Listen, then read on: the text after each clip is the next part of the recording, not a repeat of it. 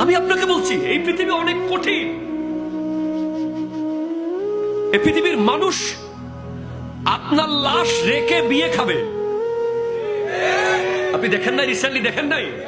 আপনারা দেখেছেন তো সোশ্যাল মিডিয়ায়, লাশ এক কোনায় ফেলে রেখে বিয়ে খাচ্ছে,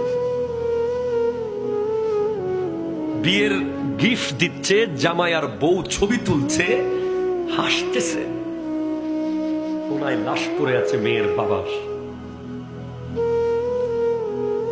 দিল ছিঁড়ে গেছে ভাই। কার জন্য করছে?